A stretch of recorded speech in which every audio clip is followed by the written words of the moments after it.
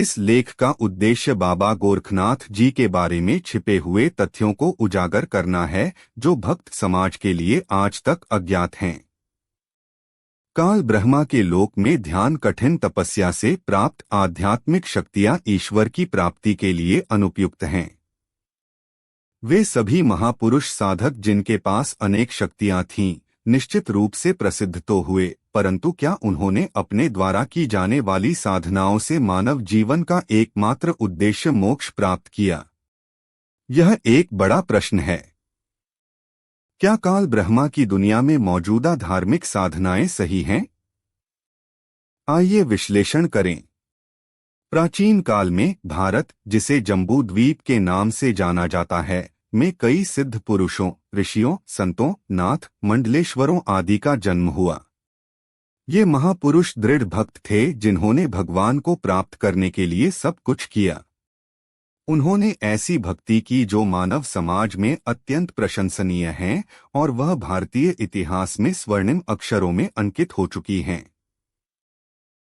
ऐसे दृढ़ भक्तों के सत्य वृत्तांत को सुनकर और उनके संघर्षपूर्ण जीवन के बारे में पढ़कर ईश्वर प्रेमी प्रिय आत्माओं को, भक्त समाज को उसी भक्ति की ओर आगे बढ़ने की, अर्थात मानव जन्म के एकमात्र उद्देश्य भगवान प्राप्ति को प्राप्त करने के लिए संघर्ष करने की प्रेरणा मिलती है।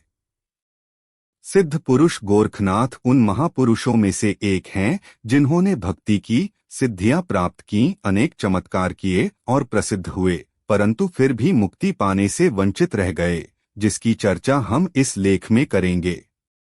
तो आइए जानते हैं श्री गोरखनाथ जी जैसे महान सिद्ध पुरुष से क्या गलती हुई जिसके कारण वह मोक्ष प्राप्त नहीं कर सके। नाथ परंपरा के बारे में संक्षिप्त जानकारी। नाथ परंपरा, नाथ संप्रदाय की शुरुआत बहुत प्राचीन है। इस परंपरा को गोरखनाथ जी से समुचित विस्तार मिला। गोरखनाथ जी को नाथ साहित्य का संस्थापक माना जाता है। गोरखपंथी साहित्य के अनुसार आदिनाथ को स्वयं भगवान शिव माना जाता है। हिंदू धर्म का नाथ संप्रदाय या शिव संप्रदाय भारत में प्रचलित एक धार्मिक संप्रदाय है, जिसके आश्रम, मठ और मंदिर भारत के उत्तर प्रदेश राज्य के गोरखपुर शहर में गोरखनाथ के नाम पर स्थापित हैं। गोरखनाथ जी के गुरु मत्स्येंद्रनाथ मच्छंद्रनाथ थे, जिन्होंने शैव परंपरा को उसके वास्तविक रूप में आगे बढ़ाया।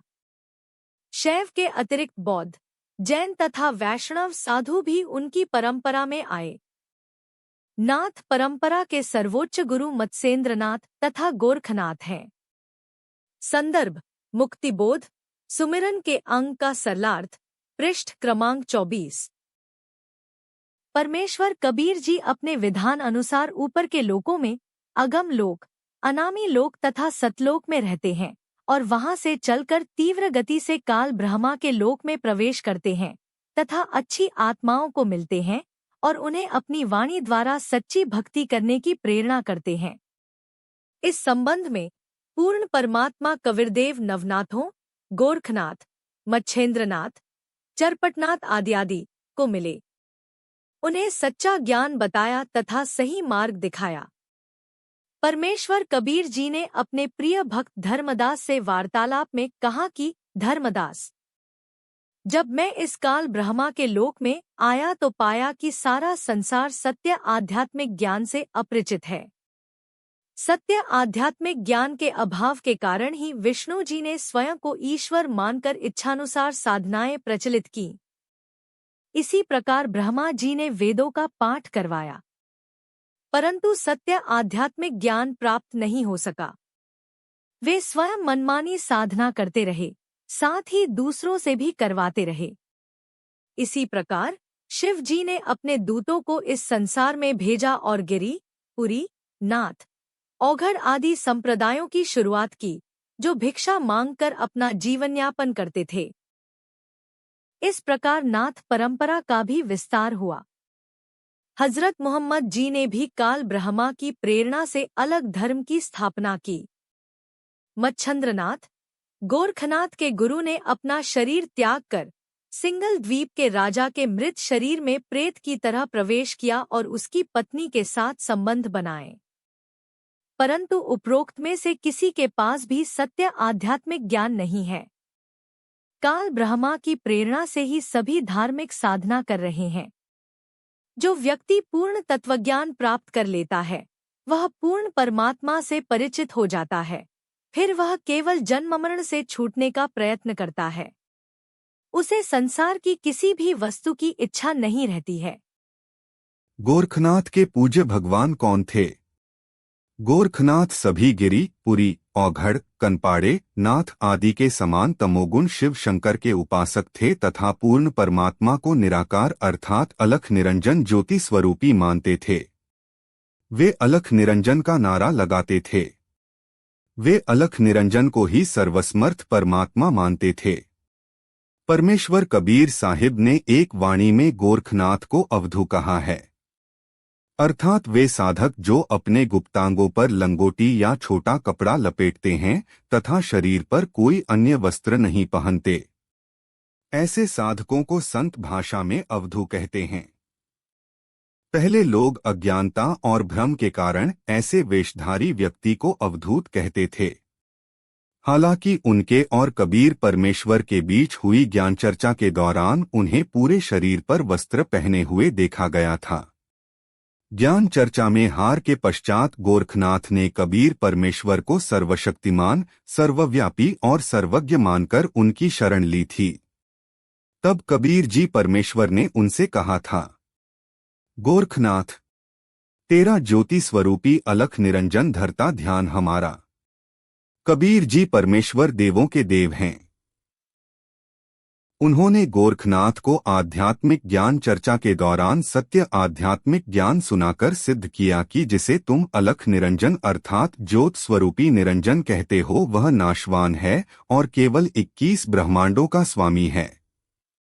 वह मेरी पूजा करता है और गीता 18:62 में परमेश्वर परम अक्षर ब्रह्मा की शरण में जाने का निर्देश देता है। गीता 18:62 में वे कहते हैं कि पूर्ण परमात्मा कबीरदेव मेरे पूजनीय ईश्वर हैं। अज्ञानता के कारण गोरखनाथ शिव शंकर और शिव के पिता भगवान सदाशिव में अंतर नहीं कर पाए। दोनों अलग अलग देव हैं। वे शिव को पूर्ण परमात्मा मानते रहे और उनकी पूजा करते रहे, जो अपने गुरु मत्स्येंद्रनाथ द्वारा दिशानिर्देशित नाथ परंपरा शैव संप्रदाय को आगे बढ़ा रहे थे। क्या गोरखनाथ द्वारा जपे गए मंत्र का पवित्र शास्त्रों में प्रमाण है? पूजा को लेकर सबसे आश्चर्यजनक पहलू यह है कि हमने कुछ धार्मिक साधकों और सिद्ध पुरुषों के निर्देशों को स्वीकार कर लिया, बिना यह सत्यापित किए कि क्या उनके द्वारा निर्देशित साधनाएं हमारे पारंपरिक मूलभूत शास्त्रों के प्रामाणिक निर्देशों से मेल खाती हैं। बाबा गोरखनाथ एक मंत्र अलख निरंजन का जाप किया करते थे, जो 21 ब्रह्मांडों के मालिक यानी कालब्रह्म का दूसरा नाम है। इसके बारे में उन्हें भी पता नहीं था। वे चांचरी मुद्रा की साधना करते थे। इन साधनाओं से उन्हें कई सिद्धियां प्राप्त हुई थी। कोई भी पवित्र शास्त्र इस मंत्र और इन धार्मिक साधनाओं को प्रमाणित नहीं करता है। यह सब मनमाना और पवित्र शास्त्रों के विरुद्ध आचरण है। साधकों द्वारा जपे जाने वाला एकमात्र मंत्र ओम तत्सत सांकेतिक है, जो पवित्र श्रीमद् भगवद गीता अध्याय 17 श्लोक 23 में प्रमाणित है, जिसे तत्वदर्शी संत ने उजागर किया है, जिनकी पहचान गीता अध्याय 15 श्लोक 1 से 4, 16, 17 में बताई गई है।